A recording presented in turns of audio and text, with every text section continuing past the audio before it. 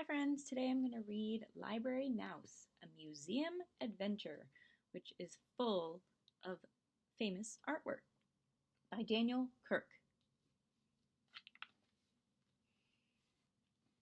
Late one night, Sam the library mouse was hard at work. His friend Sarah dropped in and asks, "What are you doing, Sam? Writing a new book?" Sam said, "I'm just making some notes and sketches in my journal. Maybe you'd like to try. I think I have an extra one you could use." "No, thanks," Sarah said, looking around. "You know, Sam, there's a place next door that has the kind of stuff you're looking at in these books. I think they call it a museum. We should go."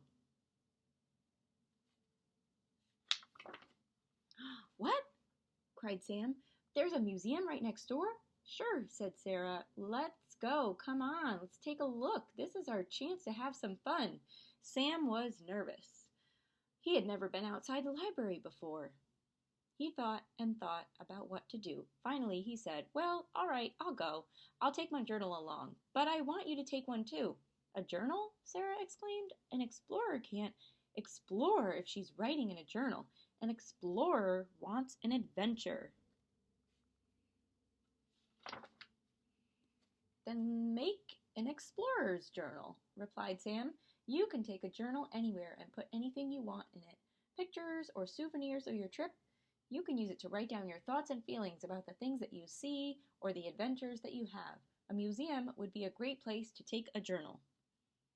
"Okay," Sarah said with a sigh. "I'll take one, but let's get moving. I'm ready for some adventure." "Right now? But come on," said Sarah. "Explorers move fast."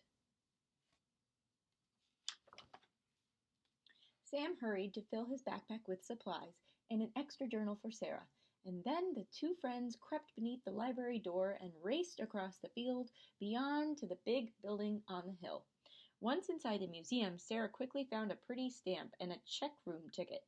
"Can I put these in my journal?" she asked.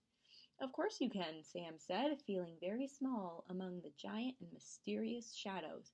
Then he glanced up, and he let out a squeak when he saw a huge figure looming over him.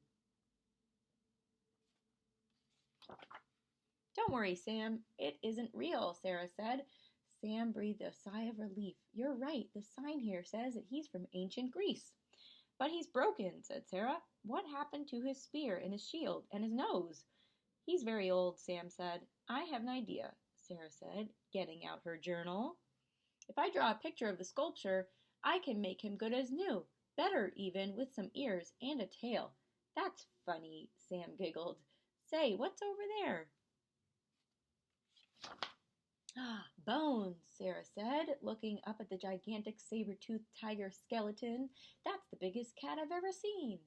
"I've never seen a cat at all," Sam said. "The sign says it's been extinct for 10,000 years.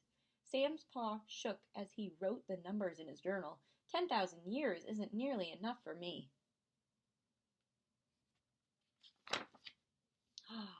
In another room, Sarah asked, "What does it say on that broken rock, Sam?" "I don't know," with a shrug, "and they call that kind of writing hieroglyphics." "Some of the pictures look like mice," Sarah noted, copying them in her journal. "And then some of them," Sam said with a shudder, "look like cats."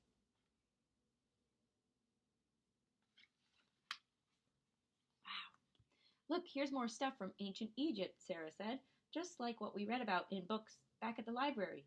"And look at that cat," Sam said with a shiver. "It almost looks alive."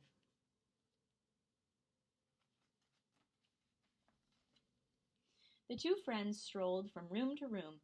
"Check out these paintings," Sarah said. "They're all right, but why aren't there any mice in them?" "They're made by people," Sam said, "but let's keep looking. Maybe we'll find some."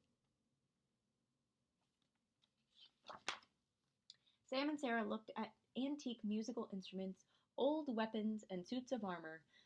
Sarah said, "Sam, I'm going to climb up to the top of that rider's helmet to see what the world looks like from up there. I'll make a sketch in my journal, too. Want to come?" "No," said Sam. "You're not supposed to touch anything, Sarah, and museums aren't for climbing." The world looked awfully big to Sarah from the top of the suit of armor, but glancing down, she saw a dark figure creeping toward her. "Sam!" she cried. "Look out!" Sarah leapt into the air and landed with a whoomp on a cat's head. The two mice scurried away as quickly as their legs could carry them. "Faster, Sam!" Sarah squeaked. "Faster!" They rounded a corner, found a darkened stairwell, and scampered down the stairs. A mole stood quietly along the wall. "Welcome to the special galleries," he said. "Won't you step inside?" "Excuse me," said Sam. "We're going to try to get away from a—" "You must see everything," said the guard. "It's all made by the artist. His work is magnificent. One of the humans upstairs took pity on the artist one night and let him come down inside. Now he works on his pictures down here during the days and keeps an eye on things upstairs at night. He's a—"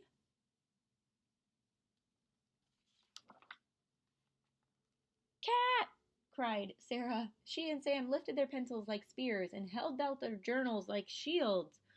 "Hold that pose," the cat said. "It's absolutely perfect." Quick as a wink, the cat began to sketch. "I love mice," he said, "but I so seldom get to draw from life. I'm glad you decided to stop running away. I knew you two would make fabulous models." "Meet the artist," said the guard. "A cat?" asked Sam, trembling. "There's no need to be afraid," the mole said, "and wait until you see how he's drawn you. It will be good enough to frame and hang on the wall." "I have an idea," Sarah said. "Maybe when you're finished drawing us, Mr. Artist, I can draw a picture of you in my journal." "Fellow artists?" asked the cat. "My friend Sam makes books," Sarah said. "And my friend Sarah," said Sam, "keeps a pretty nice journal." When Sarah was finished with her sketch, the guard said, "Wonderful! It would look perfect hanging right by the entrance to the gallery. You wouldn't want to donate it, would you?" Sarah looked at Sam. "There are a lot of pages in that journal," Sam said. "I don't think it would hurt to spare just one." "As long as I have room for the artist's autograph," Sarah said. "I'm not going home without it."